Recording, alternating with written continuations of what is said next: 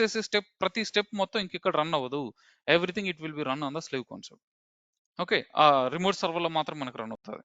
Okay. ఇప్పుడు example మనం ఏం చేద్దామంటే, ఇప్పుడు నేను జస్ట్ బేసిక్ ఇమేజ్ పుల్ చేసి కంటైనర్ క్రియేట్ చేశాను. ఇప్పుడు నా పాయింట్ ఏంటంటే, యెస్టర్‌డే మనం కంటైనర్‌ని మాన్యువల్‌గా క్రియేట్ చేసాం. కరెక్ట్. కంటైనర్‌ని ఇప్పుడు మాన్యువల్‌గా క్రియేట్ చేశాను. కంటైనర్‌ని మాన్యువల్‌గా క్రియేట్ చేయకుండా, ఇప్పుడు నేను జెన్కిన్స్ యూజ్ చేసి క్రియేట్ చేసి, దాంతో నేనేదో కొన్ని కాన్ఫిగరేషన్ చేంజ్ చేశాను కదా! ఆ కాన్ఫిగరేషన్స్ మొత్తం జెన్కిన్స్ యూజ్ చేసి చేంజెస్ చేసి అండ్ బిల్డ్ చేసి ఎగ్జిక్యూటబుల్ ఫైల్ క్రియేట్ చేసి దాంతో డిప్లాయ్ చేస్తాను. అది సేమ్ సర్వర్ కావచ్చు, రిమోట్ సర్వర్ కావచ్చు నీ ఇష్టం. అంటే will take remote server. Remote సర్వర్‌లో మనం డిప్లాయ్ చేద్దాం, ప్రాబ్లమ్ లేదు. సో, రిమోట్ సర్వర్‌లో డిప్లాయ్ చేసేదానికి ఓకే. ఫస్ట్ థింగ్ నాకు టామ్‌క్యాట్ ఇమేజ్ కావాలి. సో, దీనికొచ్చేసి ఏంటంటే మీరు ఫ్యూ థింగ్స్ నోట్ చేసుకోవాలండి. ఐ మీన్ ఫ్యూ థింగ్స్ ఏంటంటే, ఇప్పుడు ఈ టామ్‌క్యాట్ ఉంది కదా! Let me okay. సో, 91 సర్వర్‌లోకి వెళ్దాం. ఇక్కడ ఆల్రెడీ ఇమేజ్ ఉంది. చెప్తాను. So, డోకర్ images 1 second. ఇప్పుడు టామ్‌క్యాట్ అనే ఇమేజ్‌ని మీరు పుల్ చేసుకోవాలి. ఇది నేను మాన్యువల్‌గా మీకు చూపియడానికి మాత్రం రన్ చేస్తాను. ఆ తర్వాత జెన్కిన్స్ యూజ్ చేసి రన్ చేస్తాను. docker-itd, then so tomcat/tomcat, let me put -p, suppose 8080:8080 అయినా అది రన్ అవ్వదు. That's okay. సో, ఆల్రెడీ యూజ్‌లో ఉందా? Let me change it to 8084. Okay. Cool. So, docker ps, so docker exec-it, then container id, so /bin/bash. అంటే ఆ కంటైనర్‌కి మాన్యువల్‌గా connect అవుతాం. ఎందుకు connect అవుతామో చెప్తాను. We need to know the path right. మనకు ఆ టామ్‌క్యాట్ ఫైల్స్ ఎక్కడ ఉన్నాయి, ఆ పాత్ మనకు తెలీదు కదా! అది మనం క్రియేట్ చేసింది కాదు. సో, యూఎస్ఆర్ లోకల్ టామ్‌క్యాట్ అనే డైరెక్టరీ లోపల ఉంది. సో, దీని లోపల if you go to the conf directory, అంటే కాన్ఫ్ డైరెక్టరీ లోపలికెళ్తే ఇక్కడ మనకు టామ్‌క్యాట్ -user.xml ఫైల్ ఉంటది. ఈ ఎక్స్ఎంఎల్ ఫైల్‌లో మనం చేంజ్ చేయాలి. కరెక్ట్ అంతే కదా! ఈ ఎక్స్ఎంఎల్ ఫైల్‌లో మనం చేంజెస్ చేయాలి. ఈ ఎక్స్ఎంఎల్ ఫైల్ ఏదో డేటా వస్తది. ఇప్పుడు ఈ ఎక్స్ఎంఎల్ ఫైల్‌లో ఈ రెస్పెక్టివ్ పాత్‌లో నేను చేంజ్ చేయాలి. కరెక్ట్. అండ్ నెక్స్ట్ ఇంకోటి ఏం చేంజ్ చేయాలి నేను? లైక్ వెబ్ యాప్స్‌లో, మేనేజర్స్‌లో మెటా-ఎన్ఎఫ్ అనే డైరెక్టరీ లోపల సో, ఇక్కడ context.xml ఫైల్ ఉంటది. సో, ఈ context.xml ఫైల్‌లో కూడా నేను చేంజ్ చేయాలి. లేదంటే నాకు వర్కౌట్ అవ్వదు కదా! సో, context.xml ఫైల్, సో, ఇది పాత్. అంటే ఈ పాత్ కోసం మాత్రమే నేను కంటైనర్‌కి మాన్యువల్‌గా కనెక్ట్ అయ్యాను. So, otherwise not at all required. So, exit. Okay. Container నేను స్టాప్ చేసి డిలీట్ చేసేస్తాను, ప్రాబ్లమ్ లేదు.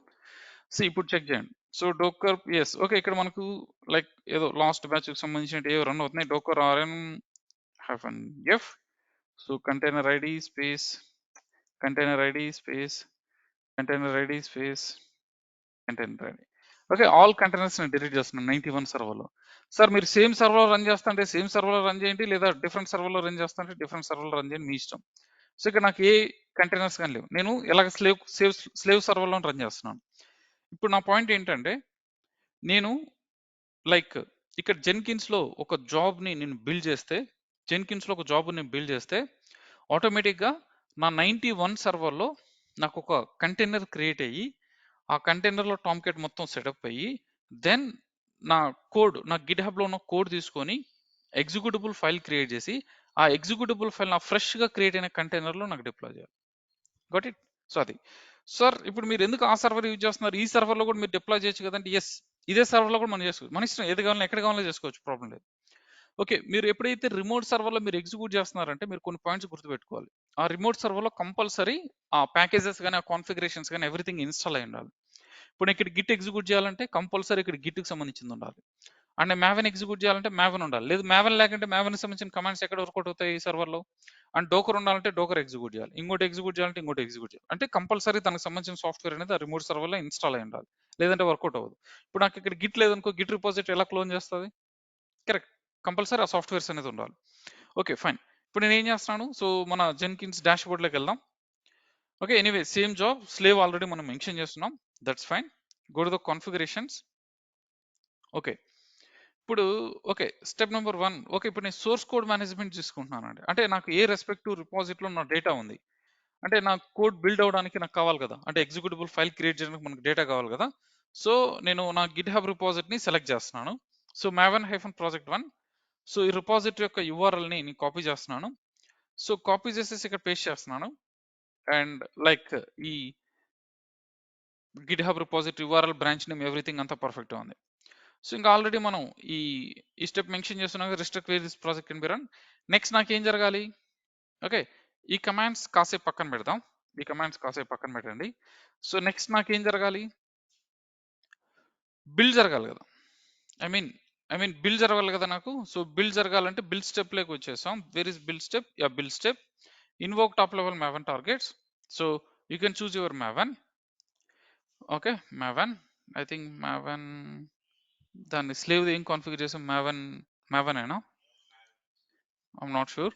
బట్ స్లేవ్ ఏం కాన్ఫిగర్ చేసాం ఎలా తెలుసుకుంటాం అంటే, so manage Jenkins. Okay, so మీ స్లేవ్ లోపలికి వెళ్తే ఇక్కడ మేనేజ్ నోట్స్ అండ్ క్లౌడ్స్, అదే నోట్స్ లోపలికి వెళ్తే ఇక్కడ నీ నోడ్ 1 ఉంది కదా, నోడ్ 1 మీద నువ్వు క్లిక్ చేసినప్పుడు సో లైక్ కాన్ఫిగరేషన్స్ లోకి వెళ్తే అట్ ద లాస్ట్ స్టెప్ లో మనం కాన్ఫిగర్ చేసాం, గుర్తుందా? టూల్ లొకేషన్స్ అని చెప్పి maven కాన్ఫిగర్ చేసాం. Okay fine. సో maven గోల్లో నేను క్లీన్ ఇన్స్టాల్ అని ఇస్తున్నాను. ఓకే, క్లీన్ ఇన్స్టాల్ ఇచ్చాను, దట్స్ గుడ్. ఓకే, సో ఇప్పుడు కోడ్ క్లోన్ చేసింది, బిల్డ్ జరిగింది, అంటే ఎగ్జిక్యూటబుల్ ఫైల్ క్రియేట్ అయింది. నెక్స్ట్ ఏం జరగాలి? నాకు ఆ ఎగ్జిక్యూటబుల్ ఫైల్ ని నా కంటైనర్ లో డిప్లాయ్ అవ్వాలి. అంటే డిప్లాయ్ అవ్వడానికన్నా ముందు నేను డిప్లాయ్ అవ్వాలి. Deploy to war or to container. Okay, so star dot war, ఈ ఎగ్జిక్యూటబుల్ ఫైల్ నేను డిప్లాయ్ చేయాలి. ఎక్కడ అంటే ఏది పాత్ ఏంటి? డెవోప్స్ 92.var అనే ఎగ్జిక్యూటబుల్ ఫైల్ నాకు క్రియేట్ అవుతుందని మెన్షన్ చేస్తాను. ఎక్కడ డిప్లాయ్ చేయాలి? లైక్ టామ్ క్యాట్ లో నేను డిప్లాయ్ చేయాలి. సో టామ్ క్యాట్ క్రెడెన్షియల్స్ ఏంటి? Selected Tom cat URL. So ఇప్పుడు లైక్ నా node 1, I mean so okay, దాని యొక్క IP అడ్రస్ ఏంటి? 46 కదా, 146 కదా, 146. సో 8083 అనే పోర్ట్ నెంబర్ ద్వారా నేను రన్ చేస్తాను. పాయింట్ అర్థమవుతుందా? 146 పోర్ట్ నెంబర్, 8083 పోర్ట్ నెంబర్ ద్వారా నేను ఆ టామ్ క్యాట్ కంటైనర్ రన్ చేస్తాను. ఇప్పుడు కంటైనర్ లేదు, లిటరల్ ఇప్పుడు మన కంటైనర్ లేదు సార్. సో ఈ కంటైనర్ ని క్రియేట్ చేసి డిప్లాయ్ చేస్తాను. ఓకే, ఇది Tom cat URL. Fine, Tom cat URL కూడా మనం ఇచ్చేసాం. సో మనకి ఇంకా అంటే ఇక్కడ డిప్లాయ్ అవ్వాలని పెట్టాం. సో ఎగ్జిక్యూటబుల్ ఫైల్ క్రియేట్ అవుతుంది, ఇక్కడ డిప్లాయ్ అవుతుంది. బట్ ఆ కంటైనర్ ఎలా వస్తుంది? ఇప్పుడు మనం స్టెప్స్ ఇద్దాం. కంటైనర్ ఎలా వస్తుంది అంటే, సి ఇక్కడ నేను ఎగ్జిక్యూట్ షెల్లో ఫస్ట్ నేను ఏం చేస్తున్నాను? sudo docker pull tomcat/tomcat01. Tomcat అనే ఇమేజ్ పుల్ చేస్తుందా? తర్వాత నేను ఏం చేస్తున్నాను అంటే docker run -itd, so -name tomcat, and what is the image name? Tomcat. Okay, so దానికన్నా ముందు మనం పోర్ట్ నెంబర్స్ ఇవ్వాలి కదా, -p. ఏ పోర్ట్ నెంబర్ ఇచ్చింది వెబ్ లో? 8083 port నెంబరా?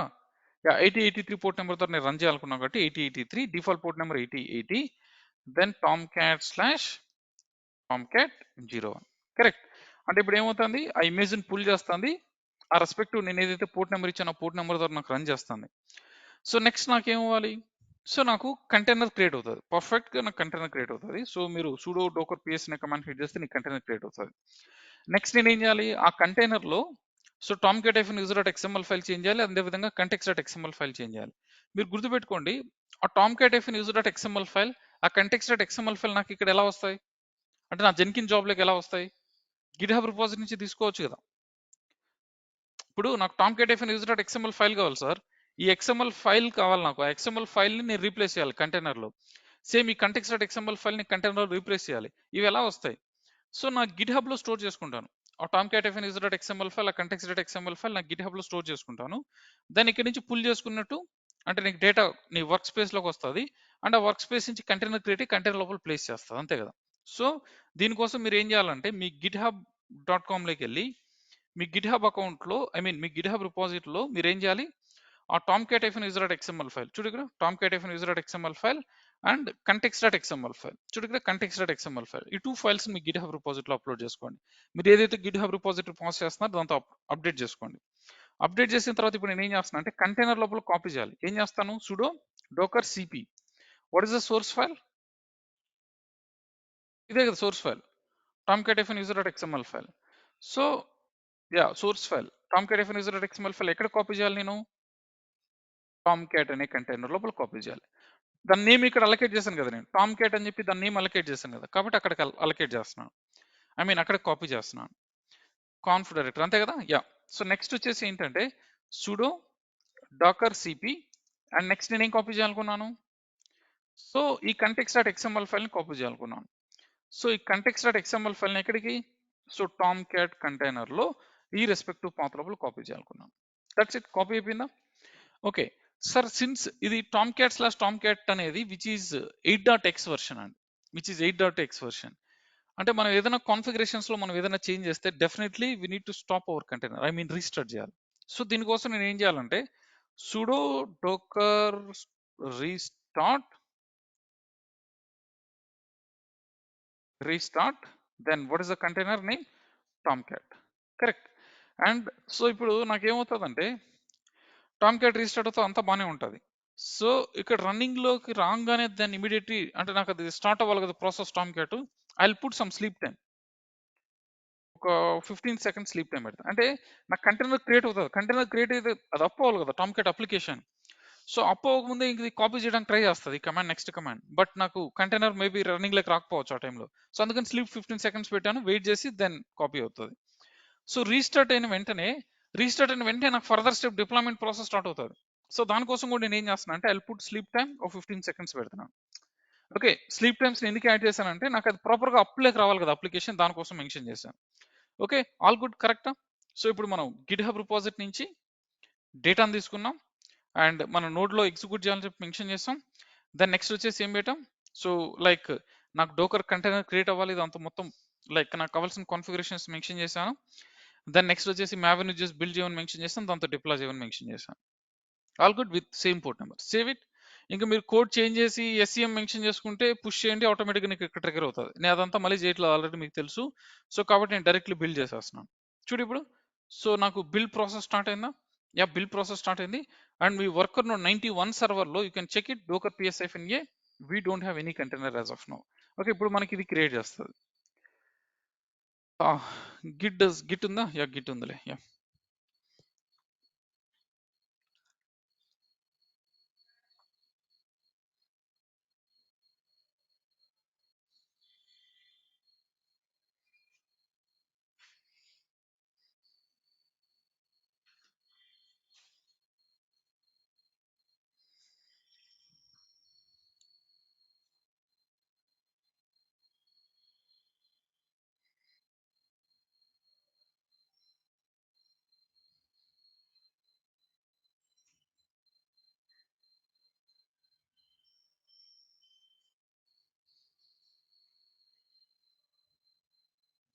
Okay. Done. So containers మొత్తం క్రియేట్ అయిపోయినాయి. రీస్టార్ట్ అయిపోయినాయి.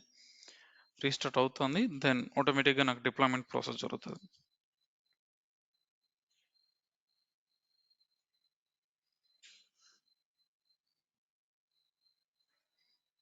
ఓకే. బిల్డ్ యాక్టివిటీ జరుగుతుంది. Maven build activity.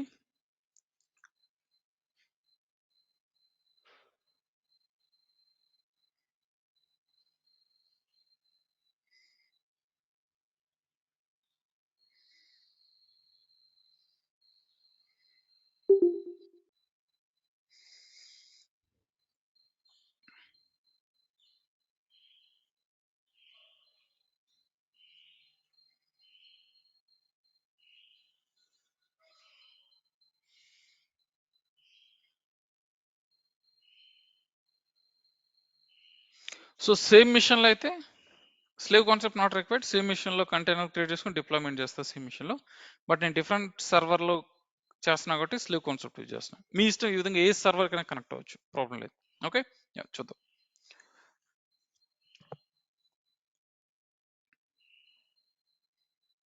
Sir virtual machine కాబట్టి సరిపోయింది. ఇన్ కేస్ మన ఏడబ్ల్యూఎస్ సర్వర్ అయితే ఏడబ్ల్యూఎస్ సర్వర్ కూడా మనం స్లేవ్ కాన్ఫిగర్ చేసుకోవచ్చు. ఇప్పుడు మన కుబర్నెటిస్ ఏడబ్ల్యూఎస్ సర్వర్‌లో ఉంది కదా! మనం స్లేవ్ కాన్ఫిగర్ చేసి చూద్దాం. ఓకే. ఎన్సిబుల్ చెప్పి ఒక ఎగ్జాంపుల్ దాన్ని కుబర్నెటిస్‌లోకి జంప్ అవుదాం క్విక్‌గా. ఓకే. బిల్డ్ అయిపోయింది. మావెన్ బిల్డ్ అయిపోయింది. It's trying to deploy. Deployment జరుగుతుంది. సో మీరు ఇక్కడ అబ్జర్వ్ చేస్తే you can access your Tomcat. మీరు ఇక్కడ అబ్జర్వ్ చేస్తే ఇక్కడ నీకు టామ్‌క్యాట్ వర్కౌట్ అవుతూ ఉంటది ఎప్పటినుంచో. డిప్లాయ్‌మెంట్ ఇప్పుడు స్టార్ట్ చేసింది. డిప్లాయ్‌మెంట్ కూడా అయిపోయింది. యాహ్! Deployment also success. చూడు ఇక్కడ మనం యాక్సెస్ చేద్దాం. మనకు వర్కౌట్ అవ్వాలి. ఇంకా మన కంటైనర్ వర్కౌట్ అవ్వాలి. లాగిన్ ఎవ్రీథింగ్ వర్కౌట్ అవ్వాలి. మనకు పేజ్ డిప్లాయ్ చేయాలి. పేజ్ డిస్ప్లే చేయాలి. చూడు ఇక్కడ manager app. So what is the user name? Tomcat. What is the password? Tomcat. See everything there. And ఇక్కడ చూడు డిప్లాయ్ అయిందా? DevOps 92.var file. See deploy. అంటే ఆటోమేటిక్‌గా ఎలా like you got it right. అంటే ఇప్పుడు మీకు అర్థమవుతుంది ఎలా జరుగుతుంది ఫంక్షనాలిటీ అని. సో ఇప్పుడు మీ కోడ్ ఏదైనా కోడ్ చేంజెస్ జరిగింది ఆటోమేటిక్గా బిల్ జరిగి ఆటోమేటిక్గా కంటైనర్ క్రియేట్ అయితే అంత డిప్లాయ్ అవ్వడానికి ఈ విధంగా మన స్టెప్స్ మెన్షన్ చేసుకోలేమా? సో అలా మన ఇష్టం, మనం ఎలా కావాలంటే అలా మెన్షన్ చేసుకోవచ్చు. సో ఇప్పుడు నేను ఏం చేస్తున్నా అంటే ఓకే